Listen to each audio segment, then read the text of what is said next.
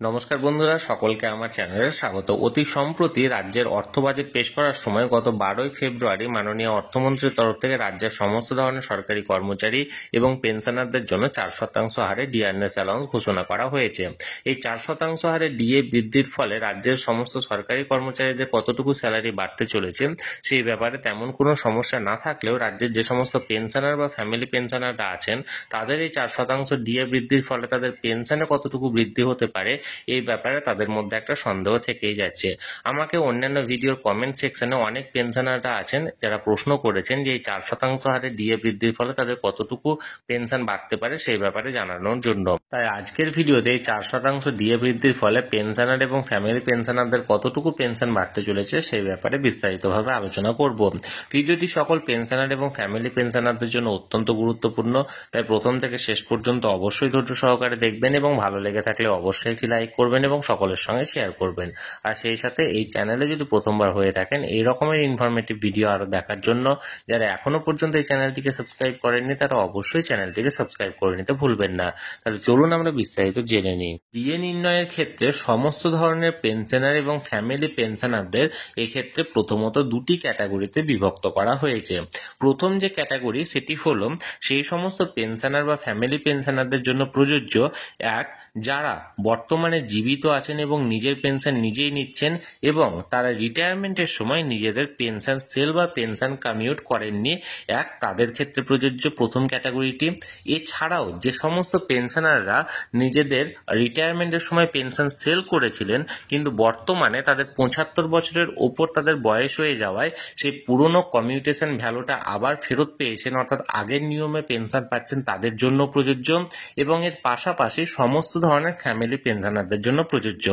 অর্থাৎ প্রথম ক্যাটাগরিতে এই তিন ধরনের যে সমস্ত পেনশনার এবং ফ্যামিলি পেনশনাররা আছেন তারা পড়বেন। এবার আমরা এক এক করে একটি উদাহরণের সাহায্যে জেনে নেব যে এক্ষেত্রে আপনারা ডিএটিকে কিভাবে ক্যালকুলেশন করবেন। এই ক্যাটাগরি অর্থাৎ এই তিন ধরনের পেনশন বা পেনশনার বা ফ্যামিলি পেনশনাররা মূলত আগে দেখবেন যে আপনারা বর্তমানে কত টাকা প্রতি মাসে মাসে পেনশন পাচ্ছেন। ফর এক্সাম্পল আমি এক্ষেত্রে আপনাদেরকে বোঝানোর জন্য একটি ডেমোর সাহায্যে উপস্থাপন করছি।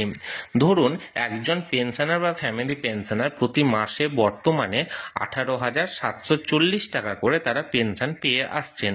এক্ষেত্রে আপনাকে ডিএ নির্ণয়ের ক্ষেত্রে প্রথমত এই অ্যামাউন্ট টাকার থেকে 500 টাকা বাদ দিতে হবে মেডিকেল অ্যালাউন্সের, অর্থাৎ 18,740 টাকা থেকে প্রথমত 500 টাকা বাদ দেবেন।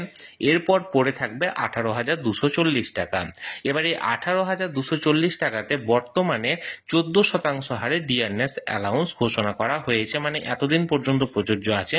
তাই এই 18,240 টাকাকে 1.14 দিয়ে ডিভাইড করবেন, অর্থাৎ 18,240 ডিভাইডেড বাই 1.14।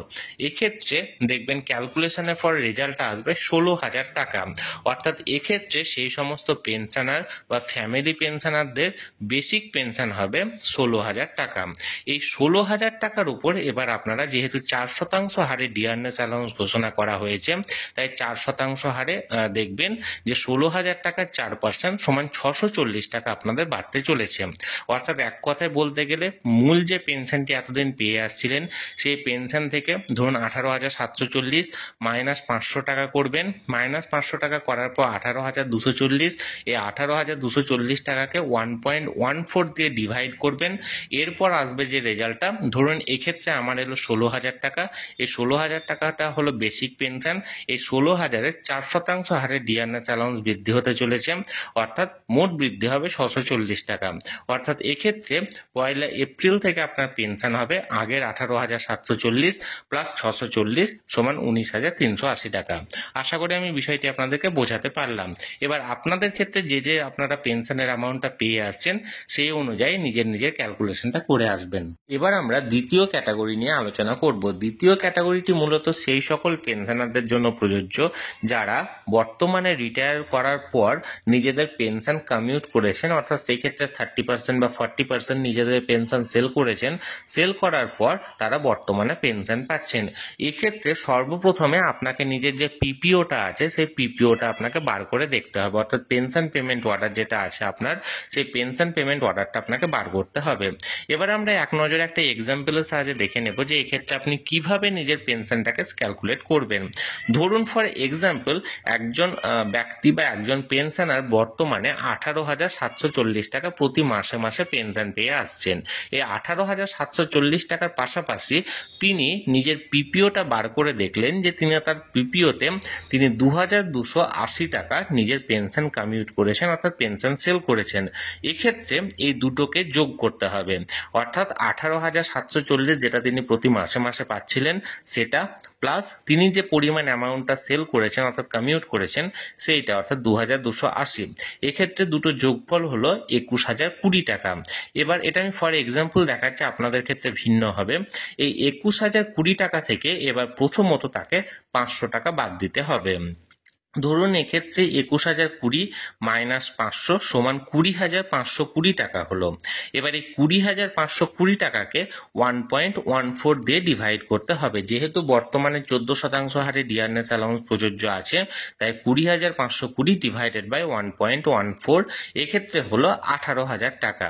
এবার এই 18,000 টাকা 4% ক্যালকুলেশন করতে হবে, অর্থাৎ 18,000 4% হলো 720 টাকা। এক্ষেত্রে তিনি তার মানে টোটাল পেনশনটা হবে 4% নতুন ডিয়ারনেস অ্যালাউন্স ঘোষণা করার পর 21,020 প্লাস 720 সমান 21,740 টাকা। এবার এই 21,740 টাকা থেকে যেহেতু তিনি এর আগে 2,280 টাকা কমিউট করেছেন, পেনশন কমিউটেশন করেছেন, তাই 21,740 মাইনাস 2,280 সমান 19,460 টাকা হবে তার 1 এপ্রিল থেকে প্রাপ্ত পেনশনের পরিমাণ। আশা করি আমি বিষয়টি বোঝাতে পারলাম। ধরুন আপনি বর্তমানে প্রতি মাসে মাসে এই মুহূর্তে 18,740 পাচ্ছেন এবং এর আগে আপনি পিপিওতে দেখলেন যে আপনি 2,280 টাকা সেল করেছেন অর্থাৎ কমিউট করেছেন। দুটোকে যোগ করে নিয়ে আপনার দাঁড়ালো 21,020 টাকা। এই 21,020 টাকা থেকে 500 টাকা বাদ দিলেন, দাঁড়ালো 20,520 টাকা। এবার এই 20,520 ডিভাইডেড বাই 1.14 সমান 18,000 টাকা। এবার এই 18,000-এর 4% সমান 720 টাকা আপনার ডিএ বাবদ বাড়তে চলেছে, অর্থাৎ 21,020 প্লাস 720 সমান 21,740 টাকা হলো আপনার নতুন পেনশনের পরিমাণ।